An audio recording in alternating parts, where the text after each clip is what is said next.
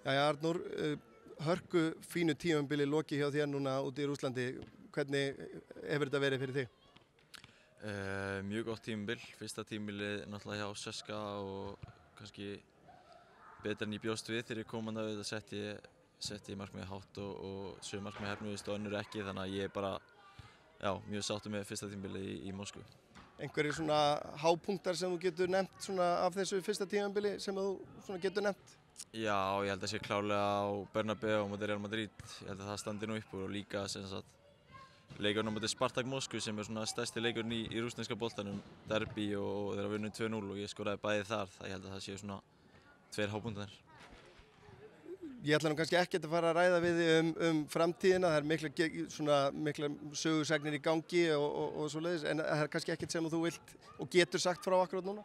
Nei, kannski ekkert mikið að segja frá en auðvitað er búið að vera að tala áhuga og eitthvað svoleiðis sem er í gangi sem kemur með góðri frammistöðu sem er náttúrulega ég er bara stoltur af en ég held að sé núna að þetta náttúrulega opnar ekkert fyrr en í júlí þannig að ég er bara slakur og mér líður vel í Moskvu þannig að það er kannski svona ég er ekki að pæla í því nákvæmlega núna, ég er bara að njóta þess að vera í fríi og síðan tek ég bara stöðuna seinna.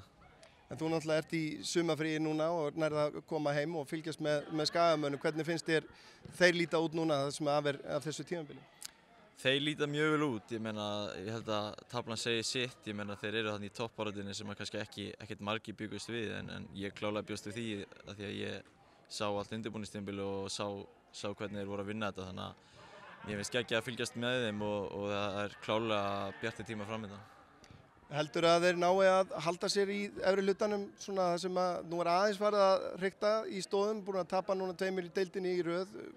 Sérðu þá ná að rífa sig í gang aftur og halda áfram að berjast toppsætin?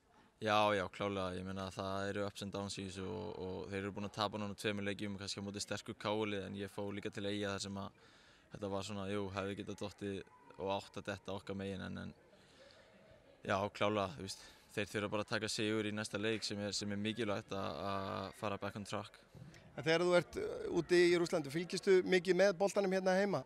Já, ég fylgist mjög mikið með þessu hérna heima og hef gaman að því, sérstaklega ég horfði nú á IATV meira kannski á Prísisonu þar sem voru að sýna þetta leikina þar en núna er ég líka bara að taka þetta á sportinu sem er bara geggjað. Takk hérlega fyrir spjallinu. Takk.